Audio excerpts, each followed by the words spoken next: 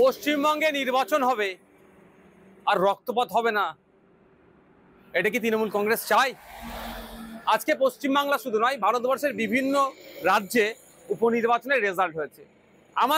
আমার এখনো পর্যন্ত কোনো খবর পাইনি ওখানে কোনো ঘটনা ঘটেছে, কিন্তু দুর্ভাগ্য আমাদের পশ্চিমবাংলায় একটা উপনির্বাচনে একটি ফুটফুটে ক্লাস 4-এর 9-10 বছরের বাচ্চা মেয়েকে খুন হতে হলো। অভিযোগ কি? তৃণমূলের ছোড়া বোমের আঘাতে ওই বাচ্চা মেয়েটির মৃত্যু হয়েছে।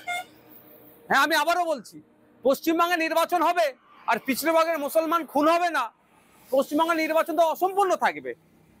মুসলমানদের শিক্ষাতে ক্রমশ পিছিয়ে রাখার কারণ এটাই তো, মারামারি করবে, হানাহানি করবে, মরবে, মারবে, জেল খাটবে, ধ্বংস হবে। এই জন্যই মুসলমানকে রেখেছে, ভোটার হিসাবেই রেখেছে। মারামারি করার জন্য লাঠিয়াল হিসাবে বানিয়ে রেখেছে, মানুষদেরকে করার চেষ্টা করছেন। আমরা যারা এর বিরুদ্ধে কথা বলি ওই জন্য আমাদেরকে দোষারোপ করা হয়। এই যে ঘটনা ঘটেছে, রাজ্য সরকারকে প্রকাশ্যে ক্ষমা চাওয়া দরকার। সাথে সাথে ওই যারা দুষ্কৃতী সমাজ বিরোধীদের দাপাদাপি যারা চলছে তাদেরকে ঘাড় ধরে জেলের মধ্যে রাখা দরকার। আমি ওই পরিবারকে সমবেদনা জানাই এবং গভীর উদ্বেগের সাথে বলছি, আমার পশ্চিমবাংলা কোন দিকে এগিয়ে যাচ্ছে।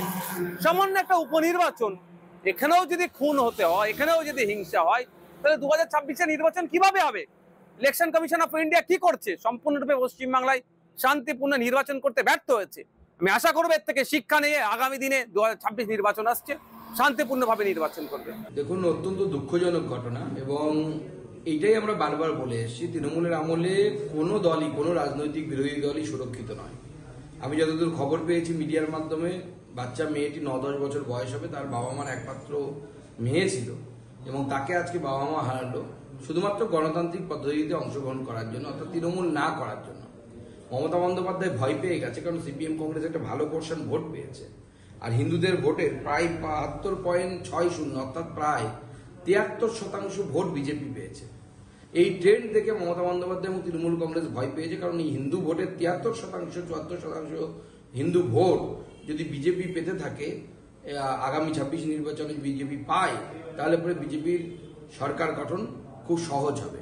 এই জন্য এই ভয় থেকে এখন সিপিএমকে ভয় দেখিয়ে সিপিএম এর ভোটগুলো যেন মুসলিম ভোট, সেটাও যেন তৃণমূল পায়, সেই চেষ্টা তৃণমূল। দুঃখ প্রকাশ করে কি হবে? ওনার দলের যে হালমাতটি এই কাজটি করেছে তার বিরুদ্ধে কি শাস্তিমূলক কোন ব্যবস্থা নেবেন? কি কোনো ব্যবস্থা তো নেবেন না।